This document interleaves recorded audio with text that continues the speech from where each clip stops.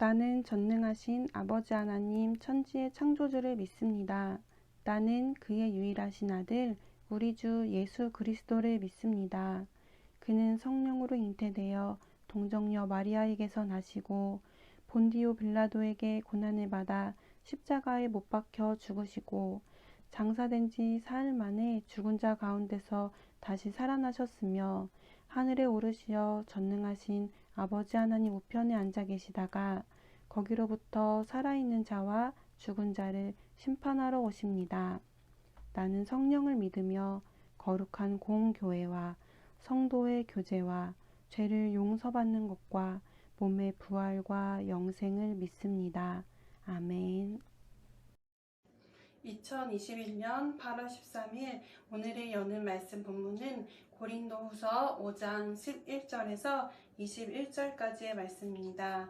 제 성경으로는 신약 290쪽입니다. 고린도후서 5장 11절에서 21절까지의 말씀을 다 같이 합독하시겠습니다. 우리는 주의 두려우심을 알므로 사람들을 권면하거니와 우리가 하나님 앞에 알리어졌으니 또 너희의 양심에도 알리어지기를 바라노라.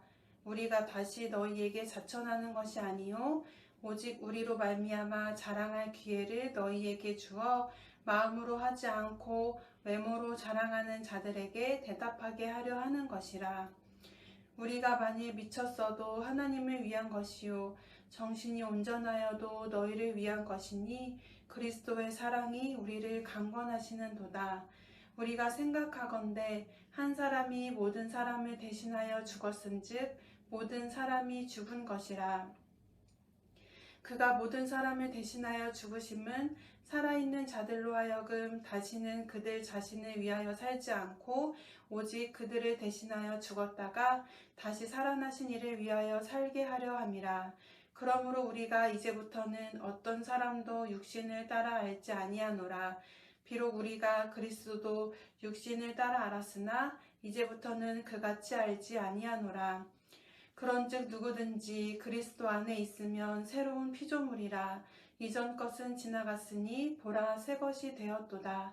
모든 것이 하나님께로서 났으며 그가 그리스도로 말미암아 우리를 자기와 화목하게 하시고 또 우리에게 화목하게 하는 직분을 주셨으니 곧 하나님께서 그리스도 안에 계시사 세상을 자기와 화목하게 하시며 그들의 죄를 그들에게 돌리지 아니하시고 화목하게 하는 말씀을 우리에게 부탁하셨느니라. 그러므로 우리가 그리스도를 대신하여 사신이 되어 하나님이 우리를 통하여 너희를 권면하시는 것 같이 그리스도를 대신하여 간청하노니 너희는 하나님과 화목하라. 하나님이 죄를 알지도 못하신 이를 우리를 대신하여 죄로 삼으신 것은 우리로 하여금 그 안에서 하나님의 의가 되게 하려 하심이라. 아멘.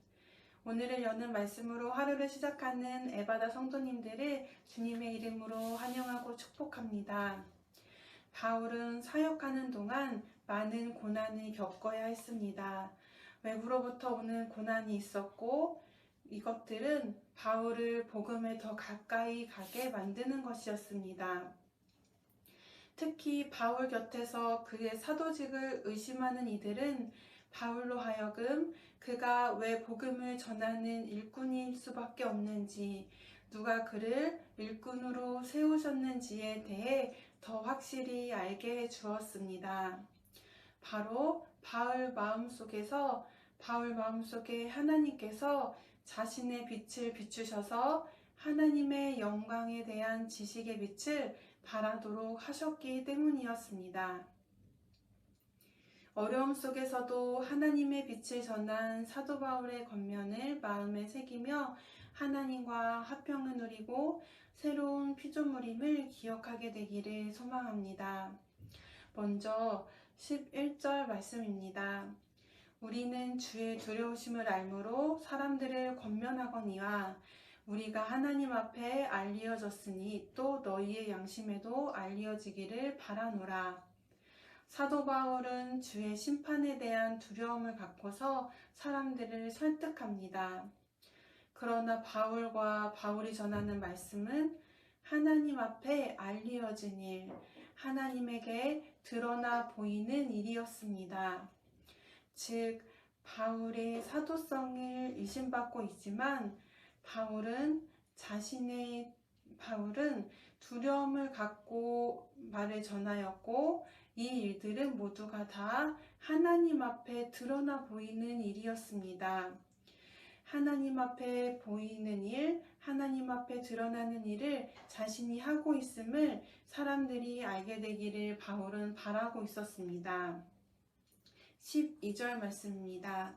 우리가 다시 너희에게 자천하는 것이 아니요 오직 우리로 말미암아 자랑할 기회를 너희에게 주어 마음으로 하지 않고 외모로 자랑하는 자들에게 대답하게 하려 하는 것이라. 바울은 사람들이 자신이 권면하는 말을 듣고 고린도 교회의 외부인들에게 대답할 수 있게 되기를 바랬습니다. 그들은 자랑거리를 마음이 아닌 외적인 것들로 삼았던 이들이었습니다. 이들이 보기에 바울의 외적인 모습은 연약하며 고난당하였던 모습이었습니다. 바울은 자신의 약함을 통해 그리스도께서 더 분명히 드러나신다는 가르침을 고린도 교회에 전했고, 이러한 바울의 마음을 고린도 성도들이 잘 알게 되어 그들에게 대답하게 되기를 원했습니다. 13절 말씀입니다. 우리가 만일 미쳤어도 하나님을 위한 것이요 정신이 온전하여도 너희를 위한 것이니. 사도행전 26장 24절 25절에서 베스도는 바울이 그리스도에 대해 증언하자 이렇게 큰 소리로 말합니다. 바울아, 내가 미쳤도다. 내 많은 학문이 너를 미치게 한다. 바울을 대적하는 자들은 베스도처럼 바울이 제정신이 아니라며 그를 비난했습니다. 바울은 자신이 복음을 전하는 모습이 만약 제정신이 아니라면 그것은 하나님을 위한 것이라고 했습니다. 14절 말씀 보겠습니다. 그리스도의 사랑이 우리를 강권하시는도다. 우리가 생각하건대 한 사람이 모든 사람을 대신하여 죽었은즉 모든 사람이 죽은 것이라. 15절 그가 모든 사람을 대신하여 죽으심은 살아있는 자들로 하여금 다시는 그들 자신을 위하여 살지 않고 오직 그들을 대신하여 죽었다가 다시 살아나신 이를 위하여 살게 하려 함이라. 바울이 하나님을 중심으로 두며 복음을 증거하는 이유는 그리스도의 사랑이 바울을 강권하였기 때문이었습니다. 바울과 모든 성도들을 위해 십자가에서 죽으신 그리스도의 사랑이 바울과 모든 사역자를 이끌고 있었습니다. 그리스도께서 모든 사람들을 대신하여 죽으심으로 인류의 죄의 문제를 해결하셨습니다. 그리스도의 죽으심을 통해 자유롭게 된 사람은 더 이상 자신을 위해 살지 않고 자신을 위해 목숨을 버리신 이를 살게 됩니다. 곧 자아를 사랑하며 자기 중심적이었던 옛 자아는 죽게 된 것입니다. 16절입니다. 그러므로 우리가 이제부터는 어떤 사람도 육신을 따라 알지 아니하노라. 비록 우리가 그리스도도 육신을 따라 알았으나 이제부터는 그같이 알지 아니하노라. 예수님을 만나 회심하게 된 바울은 어떤 사람에 대해서도 육신을 따라 알지 않게 되었습니다. 사람의 겉모습만을 따라 예전에 평가했던 바울의 모습은 버리고 이제는 영적인 눈으로 그 사람의 필요와 상태를 보는 눈을 갖게 되었습니다. 사람의 얼굴이 아니라 그 사람의 마음으로 그 사람을 대하게 되며 더 나아가 그리스도에게 받은 사랑으로 다른 사람을 알게 되었습니다. 이 같은 바울의 변화는 완전히 새로운 상태가 된 것이었습니다. 17절에서 바울의 새로운 변화에 대해 이렇게 말합니다. 그런즉 누구든지 그리스도 안에 있으면 새로운 피조물이라. 이전 것은 지나갔으니 보라 새 것이 되었도다. 바울뿐만 아니라 예수님을 믿는 성도들은 모두가 다 그리스도를 통해 완전히 새로운 지위와 상태를 누리게 된 자들입니다. 성도는 죄에 속해 어두운 눈으로 육신적인 것을 보던 사람들이 아니라 그리스도를 통해 영적이며 새로운 것들을 보는 눈을 갖게 된 사람들을 말합니다. 그리스도를 통해 육에 갇혀 있던 옛 모습은 사라지게 되었고, 우리는 예수님을 통해 완전히 새롭게 거듭나게 되었습니다. 18, 19절 말씀입니다. 모든 것이 하나님께로서 났으며 그가 그리스도로 말미암아 우리를 자기와 화목하게 하시고 또 우리에게 화목하게 하는 직분을 주셨으니 곧 하나님께서 그리스도 안에 계시사 세상을 자기와 화목하게 하시며 그들의 죄를 그들에게 돌리지 아니하시고 화목하게 하는 말씀을 우리에게 부탁하셨느니라. 하나님께서 예수님을 통해 주신 선물 중 하나는 하나님과의 화해, 화목입니다. 이 같은 변화의 주권은 하나님께서 갖고 하신 일입니다. 모든 것이 하나님께로부터 났습니다. 하나님께서는 하나님의 주도성을 갖고 스스로 하나님에게서 멀어진 사람들이 하나님과 화목되는 일을 하도록 주도하셨습니다. 그리고 하나님과 화목하게 된 우리에게 화목과 함께 화목하게 하는 직분을 주셨습니다. 화목하게 하는 직분을 받은 우리는 그리스도께서 하신 것처럼 세상과 하나님을 화목하게 하는 일을 할 수 있습니다. 20절, 21절 말씀입니다.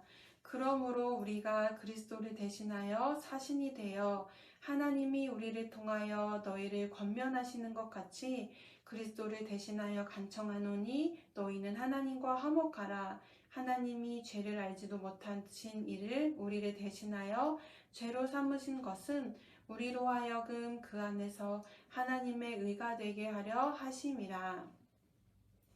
바울은 그리스도를 통해 하나님과 자신이 그리고 하나님과 세상이 화목하게 되었다는 것을 깨닫고 이후로 그것에 대해 전하는 일을 했습니다. 그리스도를 증거하는 일이 그의 인생의 가장 귀한 일이 되었기 때문입니다.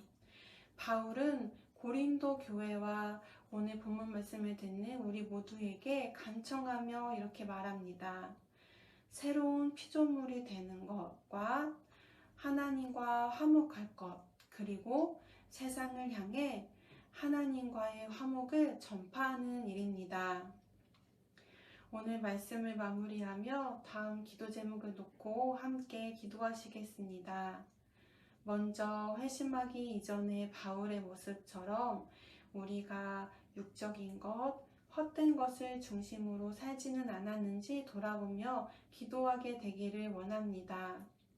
이제는 새로운 피조물이 되어 거듭났으니 나 중심이 아니라 그리스도를 중심으로 하나님께서 이끄시는 방향으로 살게 되기를 소망하며 기도하시겠습니다. 그리고 바울이 어려운 고난의 때에 가장 귀한 것, 가장 귀한 복음을 더 확실히 깨닫게 되며 붙들었던 것처럼 요즘 우리가 겪는 안팎의 어려움 속에서도 그리스도를 우리의 가장 귀한 분으로 여기게 되며 우리가 이것을 깨닫게 되기를 위해 함께 기도하시겠습니다.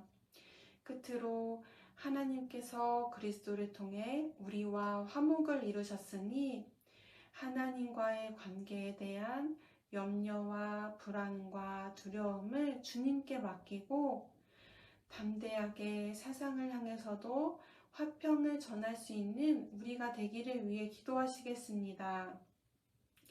하나님과의 화목한 관계가 우리의 공로로 된 것이 아니기에 오늘도 예수님만을 의지하시기를 바라며 저녁에 드려질 금요 기도회와 주일 예배를 위해 함께 기도하신 후 주기도문으로 모든 순서를 마치겠습니다.